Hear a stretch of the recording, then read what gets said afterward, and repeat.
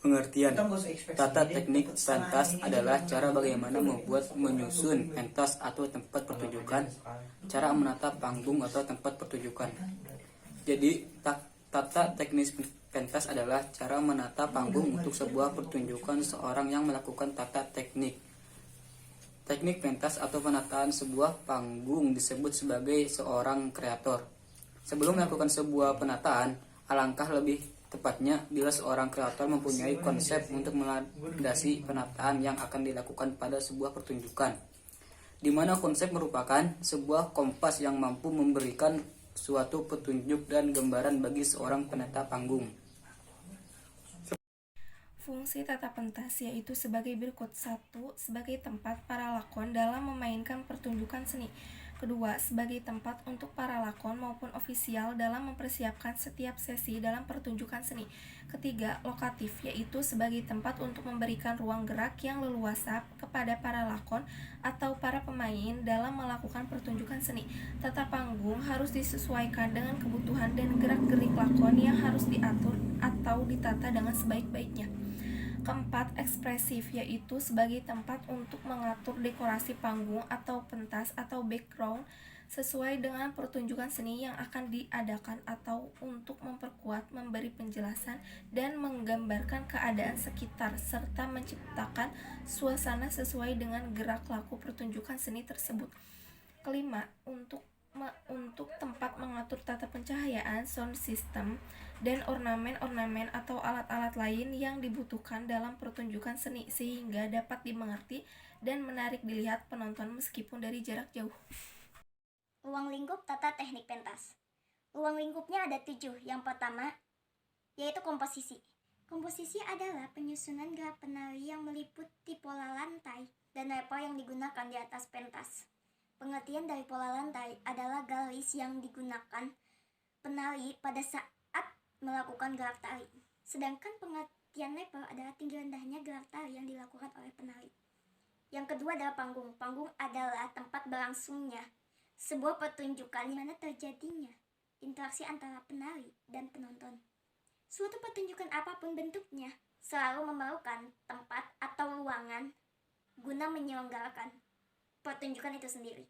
Yang ketiga adalah tata cahaya atau lampu. Segala perlengkapan pelampuan, baik tradisional maupun modern, yang digunakan untuk keperluan penyinaran dan penerangan dalam seni pertunjukan. Yang keempat, tata suara.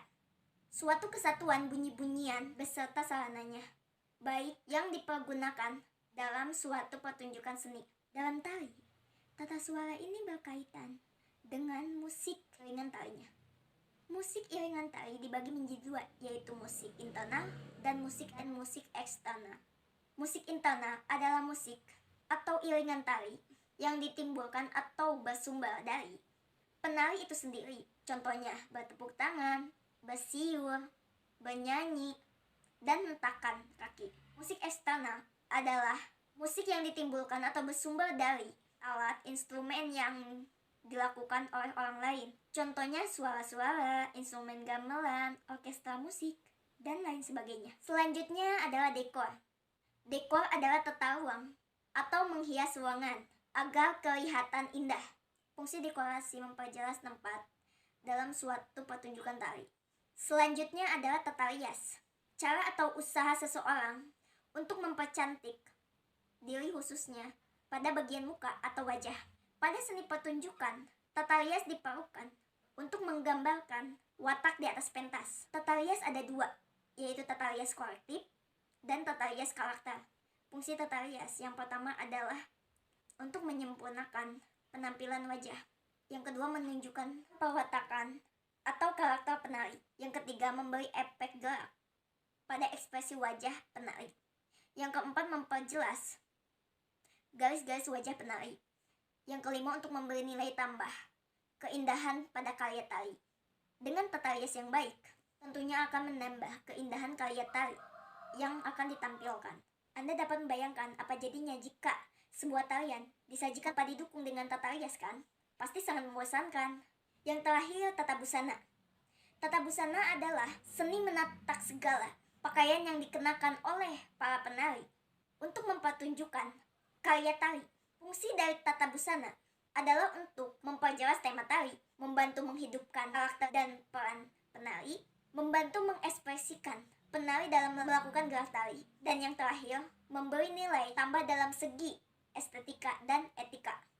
Itu tadi adalah ruang lingkup tata teknik pentas. Ada 7. Yang pertama komposisi, yang kedua panggung, yang ketiga tata cahaya atau lampu, yang keempat tata suara, yang kelima dekor, yang keenam tata rias, dan yang ketujuh tata busana. Komposisi. Nah, untuk komposisi penyusunan gerak tari penari yang meliputi pola lantai dan nafas yang digunakan di atas pentas. Nah, ini ada pola lantai. Nah, pola lantai adalah garis yang dilalui penari pada saat melakukan gerak tari. Ada level. Level adalah tinggi rendahnya gerak tari yang dilakukan oleh penari. Lalu ada panggung. Nah, panggung ini adalah tempat berlangsungnya sebuah pertunjukan di mana terjadi interaksi antara penari dengan si penonton. Nah, ini ada jenis panggung, diantaranya ada panggung arena dan proscenium. Lalu tata cahaya. Segala perlengkapan perlampuan baik tradisional maupun modern yang digunakan untuk keperluan penerangan dan penyinaran dalam seni pertunjukan. Lalu ada tata suara. Nah, kesatuan bunyi-bunyian serta sarananya yang dipergunakan dalam suatu pertunjukan seni. Nah, itu namanya tata suara. Lalu ada tata dekor. Nah, tata ruang atau menghias ruangan agar kelihatan indah. Fungsi dekorasi memperjelas tempat dalam suatu pertunjukan seni. Lalu ada tata rias, cara atau usaha seseorang untuk mempercantik diri khususnya pada bagian muka atau wajah. Nah, pada seni pertunjukan tata rias diperlukan untuk menggambarkan watak di atas pentas. Lalu ada tata busana, seni menata segala pakaian yang dikenakan oleh penari untuk mempertunjukkan karya tari. Macam-macam jenis dan bentuk panggung. Panggung arena, penggunaan arena adalah penggunaan yang penontonnya melingkar atau duduk mengelilingi panggung. Panggung proscenium bisa disebut sebagai panggung bingkai karena penonton menyaksikan aksi aktor dalam lakon melalui sebuah bingkai atau lengkung proscenium. Dan terus panggung terus seperti panggung proscenium, tetapi 2/3 bagian depannya menjorok ke arah penonton. Pada bagian depan yang menjorok ini penonton dapat duduk di sisi kanan dan kiri panggung. Bentuk tapak kuda. Bentuk ruangan ini akan memantulkan gelombang bunyi secara memusat di sisi tengah ruang karena permukaan dinding yang berbentuk cekung. Bentuk segi empat merupakan bentuk yang sederhana dari ruang teater.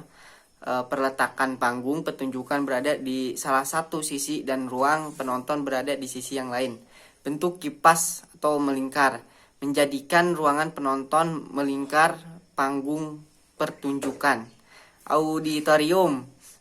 Panggung pertunjukan berada di tengah dengan auditorium terletak mengelilingi panggung pertunjukan. Dengan begitu, kemampuan arah hadap pementasan, maka ia akan menghadap ke arah penonton. Jalur sirkulasi pementasan melewati auditorium. Yang 8, panggung terbuka. Ruang utama berhadap dan ruang penonton terletak saling berhadapan. Terkadang ruang utama juga dikelilingi ruang penonton.